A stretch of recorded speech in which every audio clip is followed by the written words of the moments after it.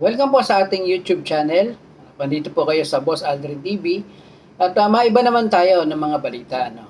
Puro na lang sa kamera, Alice Go, Kibuloy. Ngayon, panoorin naman natin kung ano naman ang mga naitulong ng gobyerno para sa ating mga mamamayan. Nandito si Pangulong Bongbong Marcos na mahagi siya ng 51 patient transport vehicle sa Western Visayas. At pakinggan natin siya dahil para maiba naman, puro na lang tayo negative at positive naman tayo. Maraming salamat, Secretary Conrad Estrella sa ating kalihim ng Department of Agrarian Reform. Please. Ang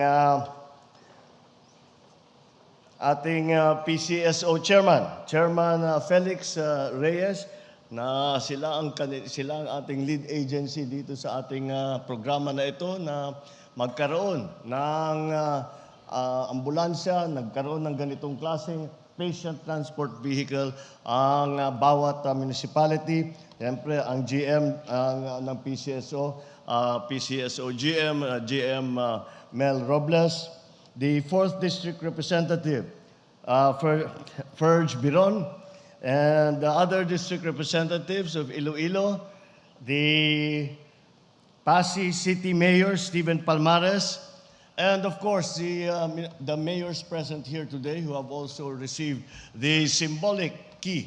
Pero hindi lang symbolic, meron talagang nakakabit na susi doon sa so totoo talaga. Ang ating mga kasamahan sa pamahalaan, ang mga bisita po natin, magandang tanghali po sa inyo lahat. It is always great to return to Iloilo and feel the same warm welcome that I always get from all the people of mga Ilonggo. They say that promises only go so far. It is how quickly you deliver that truly matters. Today, we take that to heart with a turnover of 51 patient transport vehicles or PTVs to our local government unit beneficiaries in Region 6 and the Negros Island region. Through this, we are handing over faster access to life-saving care. Last week, we witnessed the outpouring of support when we rolled out free government programs and services through the Handog ng Pangulo Serbisyong Sapat para sa Lahat program at the Iloilo Provincial Capital. It's built upon our thrust to improve people's access to health care, especially in vulnerable communities and geographically isolated and disadvantaged areas.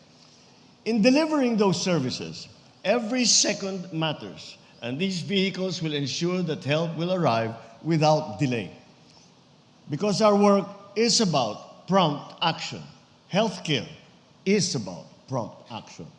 Whether it is transporting patients from flooded areas during a storm, delivering medical supplies where they are needed most, these vehicles are a lifeline that bridge those vital gaps. In the middle of a typhoon and other calamities, or in other such emergencies, our experience teaches us that swift medical intervention from rescue vehicles saves lives and makes a lot of difference. These state-of-the-art and reliable PTVs will provide timely and safe transportation of patients to and from medical facilities. Each PTV is equipped with a stretcher, oxygen, blood pressure monitor, among other medical equipment. We're making sure that no Filipino is left stranded without help. This underscores the importance of the Medical Transport Vehicle Donation Program of the PCSO. Since July, as the GM has explained to us, 416 PTVs have been distributed to LGUs, beneficiaries from all regions except NCR. Dahil sila ay hindi masyadong nangangailangan, kaya't inuna namin kung saan yung wala pa talagang ambulansya, wala pa talagang vehicle na ganito. But hindi nagtatapos dyan. The Office of the President has also approved a budget of 2 billion pesos this year for the acquisition of 1,000 more PTVs to cover all cities and municipalities in the country.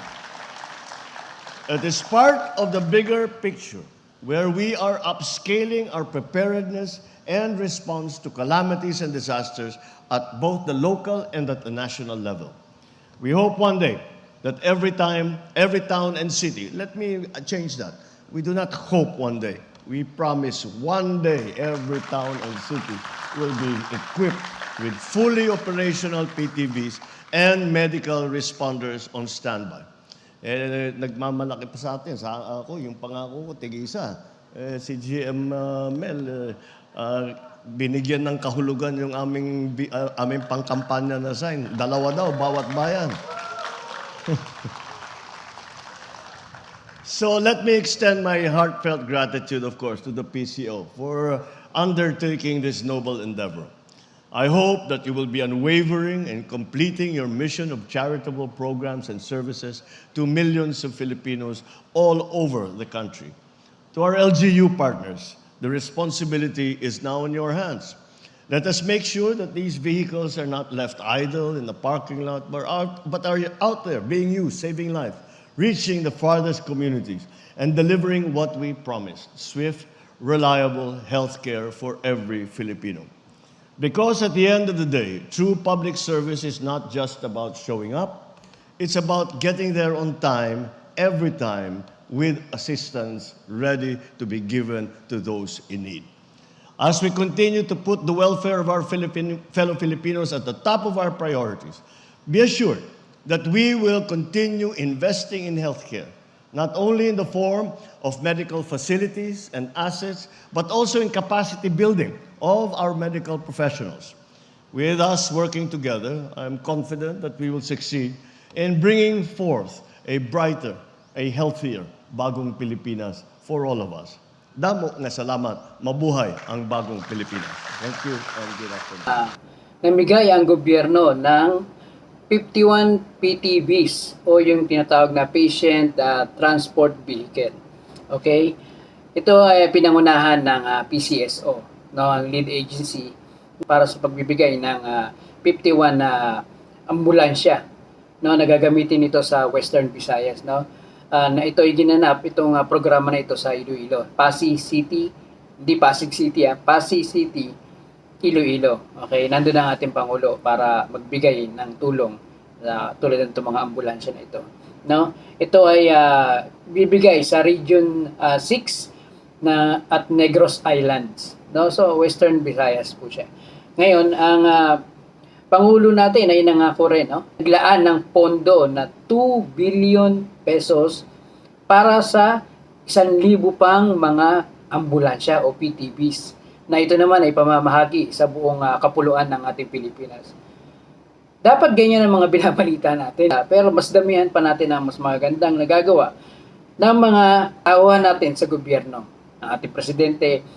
Susunod naman natin yung mga nagawa ng Vice President natin.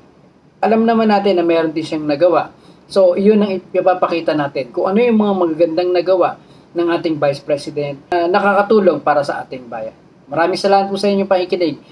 Andito po kayo sa Boss Aldrin TV. No? Hindi ka pa nakasubscribe sa ating channel, please like, share, and subscribe. And para ma-update ka sa mga bago natin mga videos. Salamat sa pakikinig. At sa ating pong business po, Brad's Air Conditioning. Meron po kaming business na aking brother. Brad's Air Conditioning po, meron po kaming maintenance ng aircon, spare parts, at maaari nyo po kaming kontakin dito po sa aming pong dito sa channel. Mag-message lang po kayo sa baba. Brad's Air Conditioning po, please support our business po. Salamat. And sa ating pong merchandise po, please support our page on Facebook. Pakihanap lang po yung Sportyo. Yan, Sportyo po, meron po tayong mga shirts, bag, caps. Nakikita nyo, meron po kaming, yung primary po natin ngayon, yung may po kami mga shirts.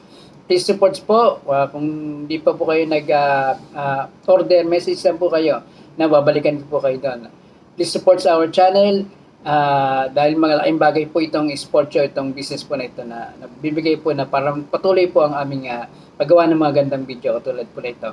Salamat po sa inyo. Sportyo po. Hanapin po natin sa Facebook.